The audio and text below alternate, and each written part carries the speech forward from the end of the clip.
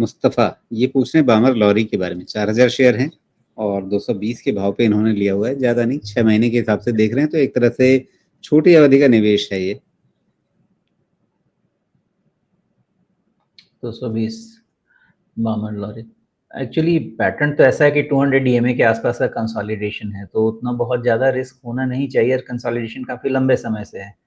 Parameters ऐसे हैं कि यहाँ पे बॉटम फॉर्मेशन होना चाहिए। बस एक चीज़ का हमेशा ध्यान रखिएगा, हम रिजल्ट मंथ में हैं, रिजल्ट कुछ भी कराता है, सैटिस्फैक्टरी, अनसैटिस्फैक्टरी, कुछ भी कराता है।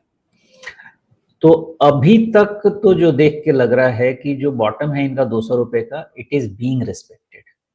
तो एक चीज समझ में आती है। दूसरी चीज ये समझ में आती है कि जहां आपने लिया है, जाने अनजाने वही प्रॉब्लम एरिया है।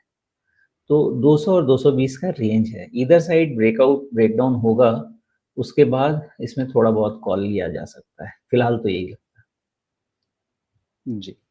तो 220 पार होने के बाद इसमें नई उम्मीदें रखी जा सकेंगी, लेकिन 200 के नीचे जाने की संभावना फिलहाल कम लगती है। इस रेंज के अंदर अभी फंसा हुआ है, जब इस रेंज से बाहर निकलेगा और अगर इसके ऊपर चला तो फिर आपको उम्मीदें बन सकती हैं। 6 महीने के हिसाब से इसी नज़रिए से देखा जा सकता है। तो ये रेंज से बाहर निकलने की कवायद 6 महीने के अंदर हो जाएगी या ज़्यादा समय भी लग सकता है? है। होने को तो 1 महीने में ही हो जाए, और रिजल्ट तो आ जाए, क्योंकि ट्रिगर वहीं पे जी। है। मतलब जो आप कहते हैं ना, कभी-कभी कृपा कहाँ अटकी है, तो कृपा उधर ही अटकी हुई है। उधर से मिल जाएगी तो जी। निकल जाए ऊपर।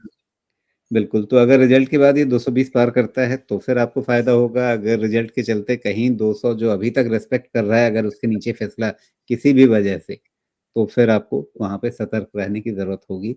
इन चीज़ों को ध्यान में रखिए। अंततः करना क्या है, वो फैसला आपका अपना रहेगा, जैसा हम अपने हर कार्यक्रम में, हर सवाल के संदर्भ में कहते हैं।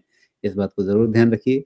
इस बातचीत को इनपुट की तरह से इस्तेमाल कीजिए, लेकिन उसके आगे अपना रिसर्च कीजिए, अपनी खोजबीन पढ़ाई-लिखाई करके, और उसके बाद अपना एक इन्फॉर्म्ड डिसीज़न लीजिए। ये बात हर सवाल के संदर्भ में है।